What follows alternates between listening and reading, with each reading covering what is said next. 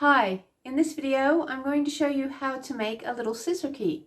It's a quick and easy project using our Yorkshire button kit. So let's get started.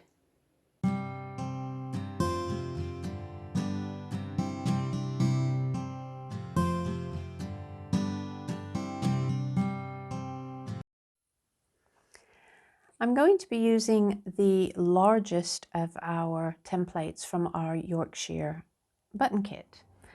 These are reusable templates, and so the big one makes a nice big chunky ball button. I'm going to also be using a DMC tapestry wall. So I need to thread my needle, and the easiest way when you're using a thick thread to thread your needle is often to fold the end in half and then place that fold through the needle. Much easier than trying to get an edge which is probably splayed out through the needle.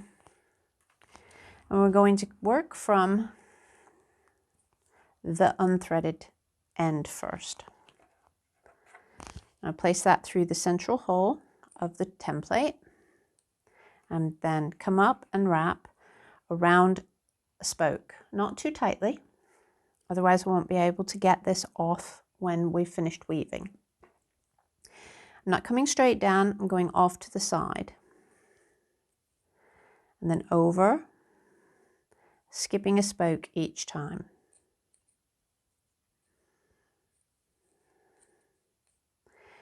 Which will take us then to here, and we'll come back and fill the spokes that remain uncovered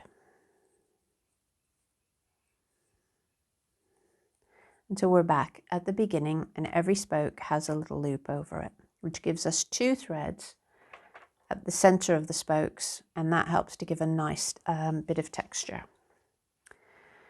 So now I'm going to work back stitches. So I'll come up, go under a pair,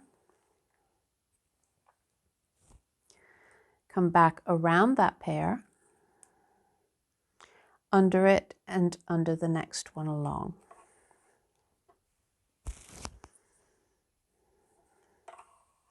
And I'll do this for a few rows all of the way around.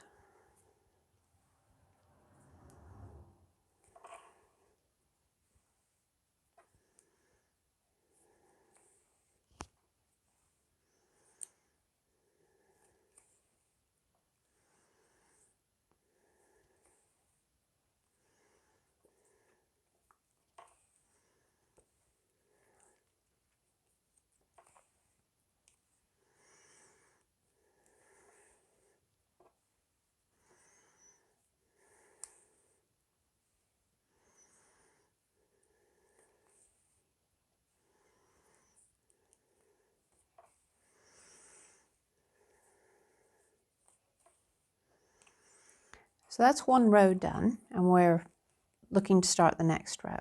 But I'm just going to put these all in to make it quite tight to the center for this first row, because I want it to be in quite a nice circle and an even one. And then I'll carry on filling. I will do a few rows and then I'm going to change the direction.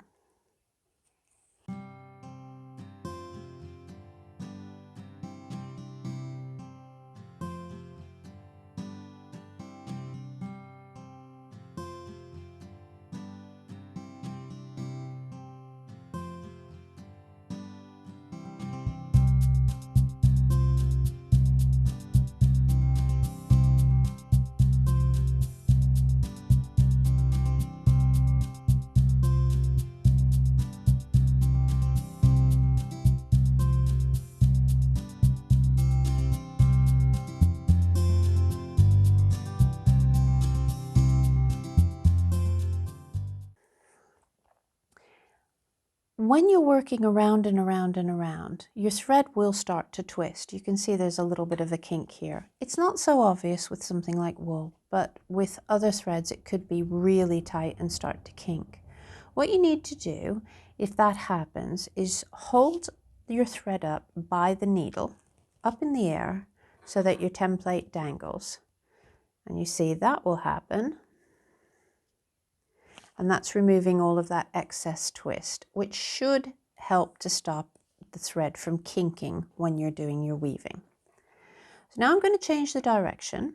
So instead of going back over the 1, I'm going to come back over 2. And any of you out there who, you know, is familiar with Dorset buttons, you will see that this is really effectively what I'm doing.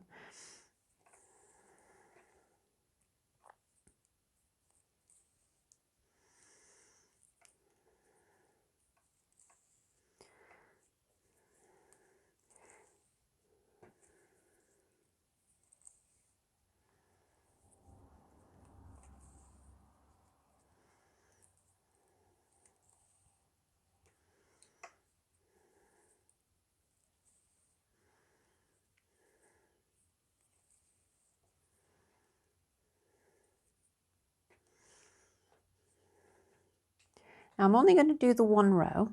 So in order to keep, if you can see how the slant goes, it's going over and then it's under the next stitch. So to keep the pattern really nice and tidy, on this last stitch, take it underneath the first one.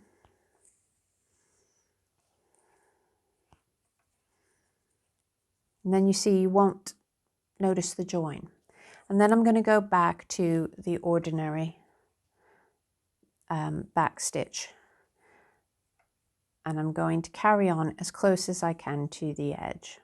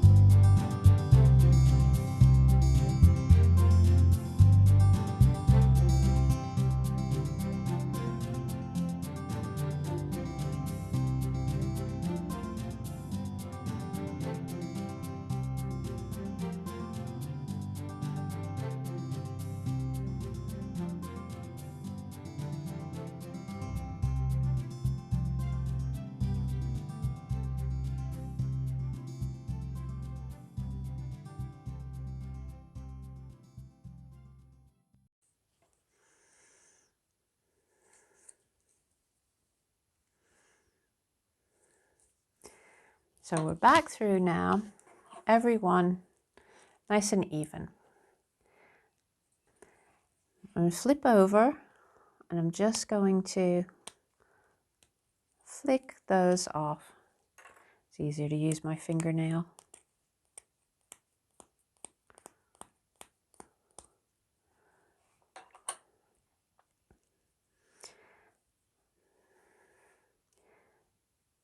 And so there is our initial shape. Now I want to gather that up so that I can make a pom-pom sort of shape. All right, So what I'm going to do is rethread that needle.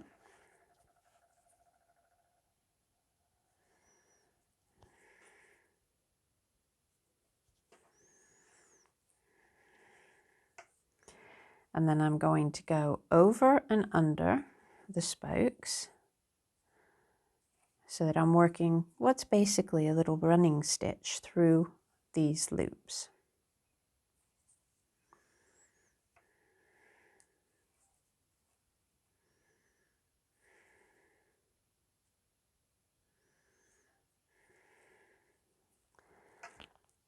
I'm going to pull that in. Now, because we've done that ridge, the shape sort of flattens out, which I think is quite interesting. That loose end is in the inside. I'm going to put this tail on the inside as well. And then I'm just going to get a little bit of scraps of fabric.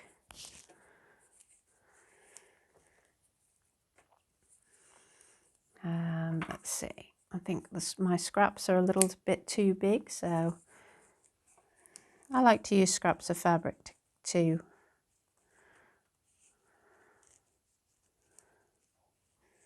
work those. So it's not entirely full yet.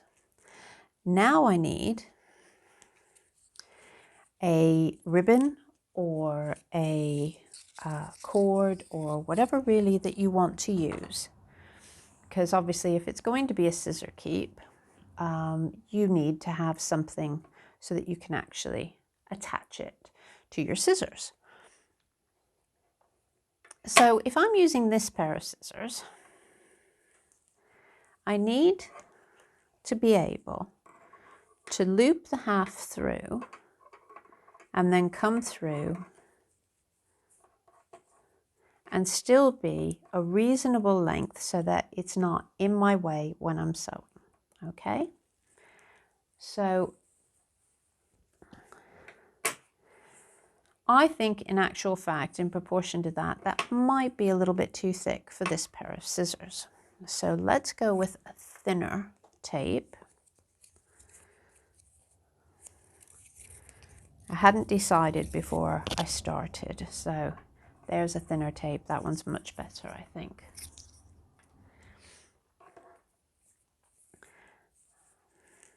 Now I want it to hang about there, I think. So I shall cut my tape.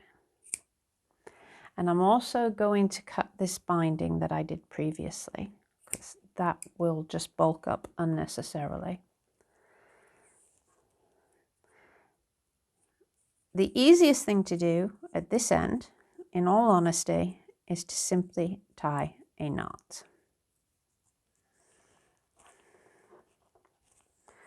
It's a short overhand knot. Now that can also go in as the stuffing. So you need to manipulate it a little bit.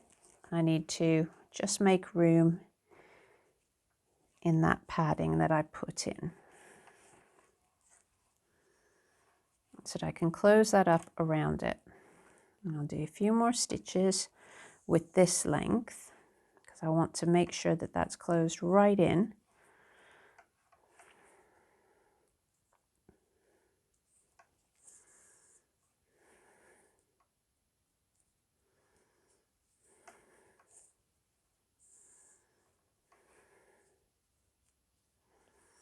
Which gives the basic scissor keep shape.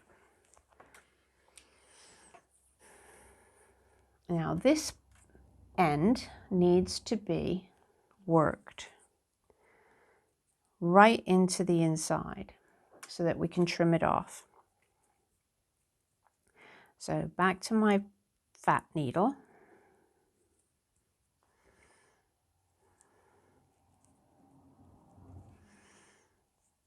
I'm going to take that and come all the way through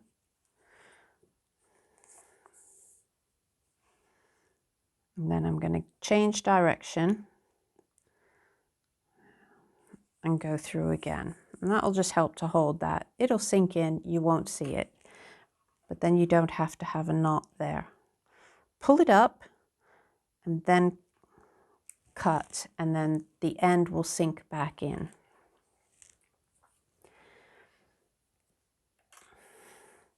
Now that's pretty secure as it is, but if you're in any doubt, you can always add more stitches with an invisible thread, or you can make a feature of it. So for instance, I could, if I wanted to, add this little tassel top. This has been made using a paper lathe mold and satin wrapped, which I do have a video on satin wrapping, and showing you, there's another one showing you about the paper lathe. So let's go with this and thread this through, just so it looks a little bit different. Now I'm going to show you a way to thread through, which works quite nicely. I've got a length of thread.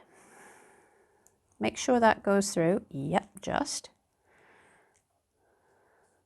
I'm going to loop that around the loop of my scissor keep. Place those ends through the needle. Choose which side's the top and which is the bottom. Pull up. And there we are, threaded. So at that point, you can add a little bit of glue between them if you really want to, if you're in any doubt of how it's actually held on. But that should all hold quite firmly. And now you can attach it to your scissors.